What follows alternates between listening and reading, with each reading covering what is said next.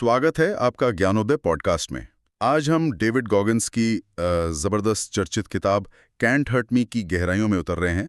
हमारे पास इस किताब के कुछ बेहद अहम हिस्से हैं और हमारा इरादा है इन विचारों से न सिर्फ प्रेरणा लेना, बल्कि ये समझना कि कैसे हम अपनी मुश्किलों को ही अपनी सबसे बड़ी ताकत में बदल सकते हैं। हाँ बिल्कुल, ये किताब सिर्फ एक कहानी नहीं है। सही कहा। ये तो एक तरह का रोड मैप है ना, जो हमें दिखाता है कि अपनी सीमाएं कैसे तोड़ें। हाँ, एक मानसिक नक्शा कह सकते हैं। तो चलिए इस दिलचस्प सफर की शुरुआत करते हैं। कहानी शुरू होती है डेविड गॉगिन्स के बचपन से, और ये कोई आसान बचपन नहीं था। न्यूयॉर्क के बफेलो शहर में उनका जन्म हुआ। उनके पिता ट्रॉनिस गॉगिन्स बाहर से तो लगते थे एक कामयाब इंसान, स्केटिंग रिंग चलाते थे। हाँ, बाहर से सब ठीक लगता था, लेकिन घर के अंदर माहौल बिल्कुल अलग था। वो बेहद हिंसक थे। बहुत ज्यादा। डेविड, उनकी माँ, उनके भाई, सबने भयानक शारीरिक और मानसिक शोषण झेला। और सिर्फ यही नहीं, गरीबी थी, नस्लवाद का सामना करना पड़ता था। जी। स्कूल में भी दिक्कतें थीं, सीखने में, पढ़ने लिखने में पीछे थे। हाँ, डिस्लेक्सिया जैसी समस्याएं भी थीं शायद। हाँ, तो इन सब का नतीजा ये हुआ कि आत्मविश्वास लगभग खत्म ही हो गया था। ऐसा लगता था जैसे सारे हालात उनके खिलाफ खड़े हों। हाँ, और यही एक महत्वपूर्ण बात समझने की है, मुझे लगता है। बचपन की यही भयानक तकलीफें और वो लगातार संघर्ष, अनजाने में ही सही, उनकी उस असाधारण मानसिक सहनशक्ति और दृढ़ता की नींव रख रहे थे, जिसे आजकल हम रेजिलियंस कहते हैं। रेजिलियंस, हाँ। जैसा कि किताब के पहले अध्याय ट्रूथ हर्ट्स, मतलब सच्चाई चुभती है, में जोर दिया गया है, सच्चाई अक्सर कड़वी होती है, हमें असहज करती है। हाँ, ये बात तो है। लेकिन जब तक हम अपनी असलियत को, अपनी कमजोरियों को स्वीकार नहीं करते, तब तक बदलाव मुमकिन ही नहीं है। अपनी सच्चाई का सामना करना शायद सबसे मुश्किल कामों में से एक है। बिल्कुल। गॉगिन्स हमें यही दिखाते हैं कि दर्द और संघर्ष को दुश्मन समझने की बजाय उन्हें अपनी ताकत बनाया जा सकता है। लेकिन इसकी पहली शर्त है अपनी स्थिति का बिना किसी बहाने के पूरी ईमानदारी से सामना करना। और फिर वो किशोर अवस्था में पहुंचे, तब तक तो जिंदगी मानो पूरी तरह पटरी से उतर चुकी थी। हाँ, हालात बहुत खराब थे। पढ़ाई में बहुत पीछे, वजन बढ़कर करीब 300 पाउंड, मतलब लगभग 135 किलो। 135 किलो। और जिंदगी में कोई लक्ष्य नहीं, कोई दिशा नहीं। हाँ, वो एक पेस्ट कंट्रोल कंपनी में रात की शिफ्ट में कॉकरोच मारने का काम कर रहे थे। अपना भविष्य बिल्कुल अंधकार में देखते थे। सोच सकते हो उस वक्त की निराशा। लेकिन फिर एक सुबह काम से लौटकर उन्होंने टीवी पर कुछ देखा। नेवी सील्स की ट्रेनिंग पर एक डॉक्यूमेंट्री। हाँ, वो एक टर्निंग पॉइंट था। उन बेहद कठिन ट्रेनिंग करते हुए जवानों को देखकर उनके अंदर जैसे कोई चिंगारी भड़की। उसी पल उन्होंने फैसला कर लिया, उन्हें नेवी सील बनना है। और सोचिए जरा, उस वक्त ये लक्ष्य कितना नामुमकिन सा लगता होगा। बिल्कुल। एक इंसान जो करीब 135 किलो का है, जिसे पानी से डर लगता है, तैरना बिल्कुल नहीं आता। हाँ, तैरना नहीं आता था। वो दुनिया की सबसे कठिन मानी जाने वाली फौजी ट्रेनिंग पास करने का सपना देख रहा था। सील ट्रेनिंग के लिए तैराकी तब पहली जरूरत है। हाँ, ये कल्पना करना भी मुश्किल है, और ऐसा नहीं कि रास्ता आसान था। वो पहले आर्मी एयरफोर्स की पैरा रेस्क्यू ट्रेनिंग में गए। वहां से भी निकले। हाँ, वहां से 2 बार बाहर हुए। नेवी में भर्ती होने के लिए ही उन्हें 3 महीने में 100 पाउंड से ज्यादा वजन कम करना पड़ा। जबरदस्त इच्छा शक्ति। पर उन्होंने हार नहीं मानी। यहीं से उनका वो सफर शुरू हुआ, जिसे वो कहते हैं अनकॉमन अमंगस्ट द अनकॉमन। असाधारण लोगों की भीड़ में भी सबसे असाधारण बनना। हाँ, ये देखना फैसिनेट करता है कि एक बड़ा मुश्किल लक्ष्य कैसे इंसान को पूरी तरह बदलने की ताकत रखता है। सही बात। लेकिन सिर्फ लक्ष्य तय करना ही काफी नहीं था।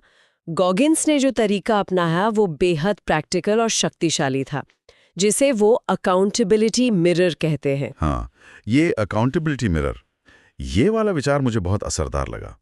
मतलब शीशे के सामने खड़े होकर खुद से सच बोलना। हाँ, और ये सिर्फ बोलना नहीं था, वो सचमुच अपने बाथरूम के शीशे पर पोस्ट-इट नोट्स चिपकाते थे। अच्छा। हाँ, इन नोट्स पर वो अपनी सारी कमियां, अपने डर और अपने लक्ष्य साफ साफ लिखते थे। कोई बहाना नहीं, कोई लीपापोती नहीं। जैसे, तुम मोटे हो, आज तुम्हें दौड़ना है, या तुम पढ़ने में कमजोर हो, तुम्हें ज्यादा मेहनत करनी होगी। अरे बाप रे। या तुम्हें सील बनना है, इसके लिए ये करना पड़ेगा। ये तो खुद के साथ एक तरह की निर्मम ईमानदारी हुई। ज्यादातर लोग तो अपनी कमियों को छुपाने की कोशिश करते हैं। बिल्कुल, और यही इस तरीके की ताकत है। अकाउंटेबिलिटी मिरर खुद से झूठ बोलना बंद करने और अपनी मौजूदा हालत की 100% जिम्मेदारी लेने का प्रतीक बन गया। ये सिर्फ कागज के टुकड़े नहीं थे, ये खुद के साथ किया गया एक सख्त समझौता था कि अब बहानेबाजी नहीं चलेगी। यहीं से उनके अंदर वो कठोर आत्मानुशासन, वो सेल्फ डिसिप्लिन पैदा हुआ जो आगे चलकर उनकी पहचान बना। तो सबक एकदम साफ है। हाँ, सबक साफ है। अपनी कमियों को, अपनी सच्चाई को बिना किसी लाग लपेट के स्वीकार करना ही बदलाव की तरफ पहला और शायद सबसे जरूरी कदम है। फिर बात आती है नेवी सील ट्रेनिंग की। हाँ। वो तो वैसी बहुत कठिन होती है। हाँ, बहुत। लेकिन उसमें भी एक पड़ाव आता है हेल वीक।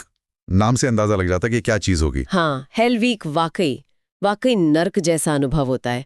ये लगातार 5-6 दिन चलता है। 5-6 दिन? हाँ, और इस दौरान सोने के लिए कुल मिलाकर शायद 4 या 5 घंटे ही मिलते हैं। बस पूरी हेल वीक में? हाँ। बाकी समय सिर्फ अथक शारीरिक मेहनत। हाँ। ठंडे पानी में घंटों रहना। हाँ। बाहरी लकड़ी के लट्ठे, वो लॉग्स उठाकर दौड़ना। हाँ। कीचड़ में रेंगना। हाँ। मीलों तोड़ना। ज्यादातर कैंडिडेट इसी दौरान ट्रेनिंग छोड़ देते हैं या उन्हें निकाल दिया जाता है। यहाँ सिर्फ शारीरिक क्षमता नहीं, मानसिक दृढ़ता की असली परीक्षा होती है। और गॉगिन्स ने हेल वीक में सिर्फ टिके रहने का काम नहीं किया। उन्होंने एक बिल्कुल अलग मानसिक खेल खेला। उन्होंने इसे नाम दिया टेकिंग सोल्स। इसका क्या मतलब था? टेकिंग सोल्स, हाँ, ये एक बहुत ही आक्रामक मानसिक रणनीति है। इसका मतलब सिर्फ दर्द सहना या टिके रहना नहीं था। गॉगिन्स का इरादा था अपनी सहन शक्ति, अपनी दृढ़ता और मुश्किल हालात में भी अपने रवैये से इंस्ट्रक्टर्स और अपने साथी कैंडिडेट्स को इतना हैरान कर देना कि उनका हौसला पस्त हो जाए। अच्छा, दूसरों का हौसला तोड़ना। हाँ, एक तरह से। वो सोचते थे कि जब सब दर्द से कराह रहे हों, तब भी वो मुस्कुराते रहेंगे और ज्यादा मेहनत करेंगे। वो सिर्फ हेल वीक से गुजरना नहीं चाहते थे, वो उस पर हावी होना चाहते थे। अपनी मानसिक ताकत से दूसरों की इच्छा शक्ति को ही तोड़ देना, ये तो काफी गहरा मनोविज्ञान है। बिल्कुल। जब आप चरम मुश्किल में भी टूटने या शिकायत करने की बजाय एक तरह की, कह सकते हैं, सकारात्मकता और अड़ियलपन दिखाते हैं, तो आप सिर्फ खुद को मनोवैज्ञानिक रूप से मजबूत नहीं करते, आप उस पूरी स्थिति के नियंत्रकों जैसे इंस्ट्रक्टर्स और अपने साथियों की उम्मीदों और इच्छा शक्ति को भी चुनौती देते हैं। आप ये संदेश देते हैं, तुम जो भी कर लो, मुझे तोड़ नहीं पाओगे। ये मानसिक बढ़त हासिल करने का एक बहुत शक्तिशाली तरीका है। और इसी मानसिक लड़ाई को लड़ने के लिए उन्होंने एक और कमाल का तरीका निकाला, द कुकी जार। हाँ, द कुकी जार या कुकी जार कॉन्सेप्ट, ये बहुत ही व्यावहारिक और उपयोगी है मुझे लगता है। कैसे? गॉगिन्स कहते हैं कि जैसे बच्चे मुश्किल वक्त में या इनाम के तौर पर कुकी जार की तरफ उम्मीद से देखते हैं, वैसे ही हमें भी अपने दिमाग में एक काल्पनिक कुकी जार बनाना चाहिए। अच्छा। और जब भी हम किसी बेहद मुश्किल चुनौती का सामना कर रहे हों, शारीरिक या मानसिक रूप से टूटने की कगार पर हों, तो हमें उस कुकी जार में झांकना चाहिए। और उस जार में क्या होता है कुकीज की जगह? उस जार में होती हैं हमारी पिछली जीतें, हमारी सफलताएं, वो सारे मौके जब हमने मुश्किलों का सामना किया था और उन पर विजय पाई थी। अच्छा। चाहे वो बचपन में किसी डर पर काबू पाना हो, कोई परीक्षा पास करना हो, वजन कम करने में मिली शुरुआती सफलता हो या कोई और छोटी बड़ी उपलब्धि, ये सब हमारे कुकी जार की कुकीज हैं। अच्छा, तो मतलब जब लगे कि बस अब और नहीं हो पाएगा, तब अपनी पुरानी कामयाबियों को याद करके हिम्मत और ईंधन जुटाना। बिल्कुल। ये तकनीक तो किसी के भी काम आ सकती है, रोजमर्रा की चुनौतियों में भी। ज्ञानोदय पॉडकास्ट के माध्यम से ये विचार बहुतों तक पहुंचेगा। निश्चित रूप से। ये यादें हमें याद दिलाती हैं कि हम पहले भी कठिन हालात से गुजरे हैं और उनसे पार पाने में सफल रहे हैं। ये हमें सबूत देती हैं कि हमारे अंदर क्षमता है। मुश्किल वक्त में ये छोटी छोटी जीतें ही हमें आगे बढ़ने का हौसला देती हैं। मन को बार बार मजबूत बनाना पड़ता है, उसे बख्तरबंद करना पड़ता है, आर्मर करना पड़ता है, और ये यादें उसी कवच का एक अहम हिस्सा हैं। ये खुद को याद दिलाने का तरीका है कि आप असल में कितने सक्षम हैं। नेवी सील बनना ये अपने आप में एक बहुत बड़ी उपलब्धि है, पर गॉगिन्स यहीं नहीं रुके। नहीं, बिल्कुल नहीं। बल्कि ऐसा लगता है कि उनकी असली यात्रा तो इसके बाद शुरू हुई। उन्होंने अल्ट्रा मैराथन दौड़ना शुरू किया। हाँ, अल्ट्रा मैराथन, ये 100 मील मतलब करीब 160 किलोमीटर या उससे भी लंबी दौड़ें होती हैं, बेहद मुश्किल। 160 किलोमीटर? हाँ, और उन्होंने ये दौड़ें सिर्फ शुरू नहीं की, बल्कि कई बार तो बहुत कम या बिना किसी खास ट्रेनिंग के ही पूरी कर ली। बिना ट्रेनिंग के? हाँ, एक बार तो एक चैरिटी के लिए फंड जुटाने के लिए उन्होंने सिर्फ कुछ दिन की तैयारी के साथ 100 मील की दौड़ पूरी कर ली। उनकी कहानी ऐसी अविश्वसनीय घटनाओं से भरी पड़ी है, कमाल है। तो उनका मकसद कभी ट्रॉफी जीतना या कोई रिकॉर्ड बनाना नहीं था, जैसा कि किताब का एक अध्याय कहता भी है, it's not about a trophy. सही कहा। उनका असली जुनून तो हमेशा अपनी शारीरिक और उससे भी बढ़कर अपनी मानसिक सीमाओं को लगातार खोजना, उन्हें छूना और फिर उन्हें पार करना था। बिल्कुल। असली जीत उनके लिए खुद को बार बार ये साबित करने में थी कि वो और दर्द सह सकते हैं और ज्यादा हासिल कर सकते हैं। और यहीं से उनका वो विचार सामने आता है जो शायद सबसे ज्यादा प्रसिद्ध हुआ है, द 40% रूल। हाँ, 40% रूल। ये क्या है ठीक? गॉगिन्स के अपने अनुभवों के आधार पर ये मानना है कि जब हमें लगता है कि हम शारीरिक और मानसिक रूप से पूरी तरह थक चुके हैं, कि अब हमारे अंदर एक कदम भी आगे बढ़ाने की हिम्मत नहीं बची है, तब भी हम अपनी वास्तविक क्षमता का केवल 40% ही इस्तेमाल कर रहे होते हैं। सिर्फ 40%? इसका मतलब है कि 60% क्षमता अभी भी हमारे अंदर बाकी है, जिसे हमने इस्तेमाल ही नहीं किया। हाँ, 60%। ये सुनने में तो अविश्वसनीय लगता है। क्या वाकई हमारे अंदर इतनी ज्यादा क्षमता छुपी होती है? गॉगिन्स के अनुसार बिल्कुल। ये नियम हमें ये बताता है कि हमारी असली सीमाएं ज्यादातर शारीरिक नहीं बल्कि मानसिक होती हैं। मानसिक? हाँ, मानसिक। हमारा दिमाग हमें सुरक्षित रखने के लिए, हमें आराम की स्थिति में बनाए रखने के लिए बहुत जल्दी हमें रुकने का सिग्नल देने लगता है। अच्छा। ये एक तरह का बचाव तंत्र है, डिफेंस मैकेनिज्म है, जो हमें जरूरत से ज्यादा खतरा मोल लेने से रोकता है। लेकिन यही बचाव तंत्र हमें अपनी वास्तविक क्षमता तक पहुंचने से भी रोक देता है। तो हमारा दिमाग ही हमें धोखा दे रहा होता है एक तरह से, या रोक रहा होता है? एक तरह से कह सकते हैं कि दिमाग हमें हमारी सहजता के दायरे, हमारे कंफर्ट जोन में रखना चाहता है। गॉगिन्स का कहना है कि दर्द और थकावट के उस पहले सिग्नल को पार करने के बाद ही हमारी असली क्षमता का दरवाजा खुलता है। असलियत में हमारे अंदर उस सिग्नल से कहीं ज्यादा सहन शक्ति, कहीं ज्यादा दम बाकी होता है। और उन्होंने अपनी जिंदगी में इसे बार बार साबित किया। हाँ, ये बात तो है। असफलता को भी उन्होंने इसी नजरिए से देखा। हाँ, जैसे वो एयरफोर्स से बाहर हुए, सील ट्रेनिंग में गंभीर चोटें लगी, दिल की सर्जरी हुई, वो रुके नहीं। बिल्कुल। ये सब उनके लिए अंत नहीं थे। हर असफलता, हर चोट उनके लिए एक सबक थी। अगली बार और ज्यादा मजबूती से वापसी करने का अवसर थी। उनके लिए असफलता कोई स्थायी चीज नहीं थी, बल्कि ये सिर्फ अगली जीत की तैयारी का एक हिस्सा थी।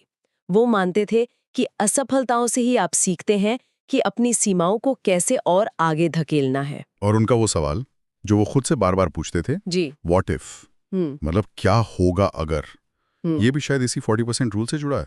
निश्चित तौर पर ये सवाल, क्या होगा अगर मैं वो बन जाऊं जिसकी मैंने कभी कल्पना भी नहीं की थी? क्या होगा अगर मैं इस दर्द के पार चला जाऊं?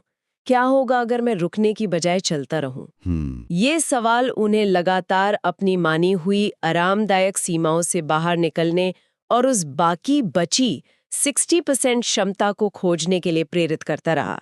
ये अज्ञात को गले लगाने का एक तरीका है। तो डेविड गॉगिन्स की इस अविश्वसनीय कहानी और कैंट हर्ट मी किताब पर हुई हमारी इस पूरी बातचीत से ज्ञानोदय पॉडकास्ट के जरिए हम कुछ मुख्य बातें, कुछ शक्तिशाली सबक निकाल सकते हैं। जी बिल्कुल। पहला, वो अकाउंटेबिलिटी मिरर, खुद के प्रति निर्मम ईमानदारी, बिना किसी बहाने के अपनी कमियों, डरों और लक्ष्यों का सामना करना। हाँ, ये बहुत जरूरी है। दूसरा, टेकिंग सोल्स, मुश्किल हालात में सिर्फ टिके रहना नहीं, बल्कि अपनी मानसिक दृढ़ता से उस स्थिति और उसमें शामिल लोगों पर हावी हो जाना, मानसिक बढ़त बनाना। हाँ। तीसरा, द कुकी जार, मुश्किल पलों में अपनी पिछली जीतों और सफलताओं को याद करके तात्कालिक हिम्मत और ताकत जुटाना, वो कुकीज याद करना। बिल्कुल। चौथा, 40% रूल, ये समझना कि जब हमें लगता है हम पूरी तरह थक गए हैं, तब भी हमारी असली क्षमता का एक बड़ा हिस्सा इस्तेमाल होना बाकी है। सीमाएं ज्यादातर हमारे दिमाग में है। ये बहुत शक्तिशाली विचार है। और पांचवा, अनकॉमन अमंग्स द अनकॉमन, भीड़ से अलग खड़े होने, औसत से ऊपर उठकर असाधारण बनने का साहस और लक्ष्य रखना। बिल्कुल सही कहा। संक्षेप में कहें तो गॉगिन्स का जीवन और उनकी फिलॉसफी हमें सिखाती है कि दर्द, तकलीफ और संघर्ष, इन्हें श्राप समझने की जरूरत नहीं है। ये हमारे सबसे बड़े शिक्षक और हमें आगे बढ़ाने वाले उत्प्रेरक, मतलब कैटलिस्ट बन सकते हैं अगर हम उन्हें सही नजरिए से देखें। सही है। हमारी सीमाएं अक्सर वो दीवारें होती हैं जो हमने खुद अपने दिमाग में खड़ी की होती हैं। शरीर की क्षमताएं उससे कहीं ज्यादा होती हैं।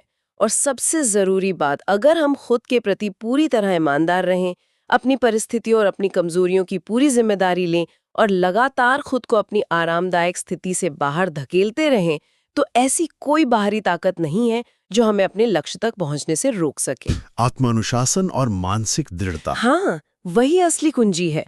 एक विचार जिस पर श्रोता मनन कर सकते हैं वो ये है, हमारी अपनी जिंदगी का ऐसा कौन सा क्षेत्र है, चाहे वो काम हो, सेहत हो, रिश्ते हो या कोई निजी लक्ष्य, जहां हम शायद अपनी क्षमता के 40% पर ही पहुंचकर रुक जाते हैं। सोचने वाली बात है। हाँ, वो कौन सी मानसिक बाधा, कौन सा डर या कौन सी आराम की आदत है जिसे अगर पार कर लिया जाए तो हमारी बाकी बची हुई 60% छिपी हुई क्षमता उजागर हो सकती है। बहुत गहरा सवाल है। तो ये थी डेविड गॉगिन्स की बेहद प्रेरणादायक कहानी और उनकी किताब कांट हर्ट मी पर हमारी आज की विस्तृत चर्चा ज्ञानोदय पॉडकास्ट पर। अगर आपको ये चर्चा अच्छी लगी हो, इसमें कुछ उपयोगी या प्रेरणादायक मिला हो, तो इसे लाइक, शेयर और सब्सक्राइब जरूर करें। आपका समर्थन हमें और बेहतर करने की प्रेरणा देता है। जी हाँ, जरूर करें। हमें कमेंट में जरूर बताइए कि इस बातचीत का कौन सा हिस्सा, कौन सा विचार आपको सबसे ज्यादा छू गया या आपके लिए सबसे ज्यादा मायने रखता है। हमें आपके विचारों का इंतजार रहेगा। और हमें ये भी बताइए कि आप अगली बार किस किताब, किस विचार या किस विषय पर ऐसी ही गहरी चर्चा सुनना चाहेंगे। आपके सुझाव हमारे लिए बहुत कीमती हैं। ज्ञानोदय पॉडकास्ट सुनने के लिए आपका बहुत बहुत धन्यवाद। मिलते हैं अगले अंक में एक नए विषय के साथ। धन्यवाद।